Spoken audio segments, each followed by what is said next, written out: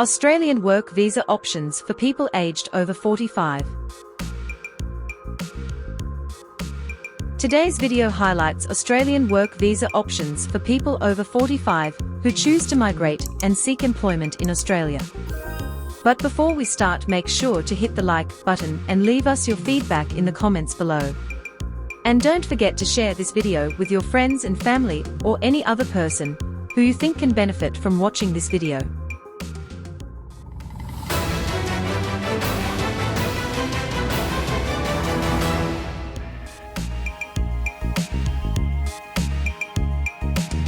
There's a strict age requirement for skilled migration to Australia.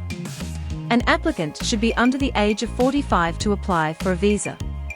But there are other work visa options for Australian immigration for people over 45. They can apply for a temporary skill shortage visa subclass 482. Or they can consider age exemption options offered by the designated area migration agreements.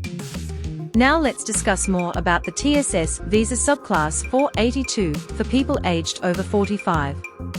As far as the temporary skill shortage, also known as TSS visa subclass 482, is concerned, it has three streams, including the following: short-term stream, medium-term stream, and labor agreement stream. In short-term stream, you can continue to work in Australia for a maximum of 2 years.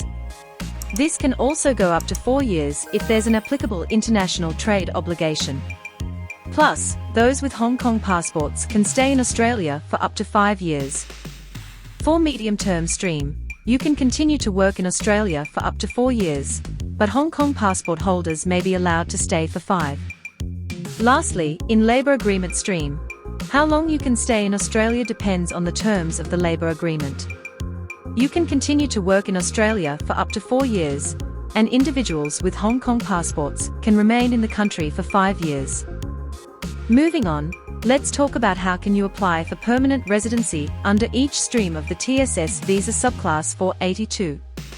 As far as the short-term and medium-term streams are concerned, short-term and medium-term streams, it may be possible for your employer to sponsor you for permanent residency via the Regional Sponsored Migration Scheme Subclass 187 or the Employer Nominations Scheme Subclass 186. On the other hand, in labour agreement stream, your employer can only sponsor you for permanent residency via the Employer Nomination Scheme Subclass 186. So what are the requirements for each stream of the TSS? For short-term stream, you must have a nomination to work in an occupation mentioned on the eligible short-term skilled occupations list. Similarly, for medium-term stream, you should have a nomination to work in an occupation mentioned either on the Regional Occupation List (ROL) or the Medium and Long-Term Strategic Skills List. Lastly, for labour agreement stream, you need to have a nomination to work in a specified profession according to the terms of a labour agreement. Applicants should also have relevant work experience of at least 2 years in their nominated occupation or a related field, along with a relevant skills assessment if needed. Plus, applicants are only supposed to work for their sponsor or an associated entity unless they have an exemption under the short-term or medium-term stream. Moreover, applicants have to fulfill the minimum standards of English language proficiency unless they have an exemption. Interestingly, you don't necessarily have to return to your home country after your TSS visa expires.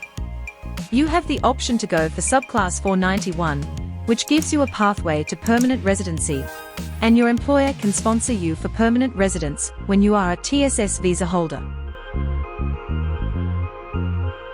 We have reached the end of today's video update. Like, share, and subscribe to our channel for the latest updates. Thanks for watching.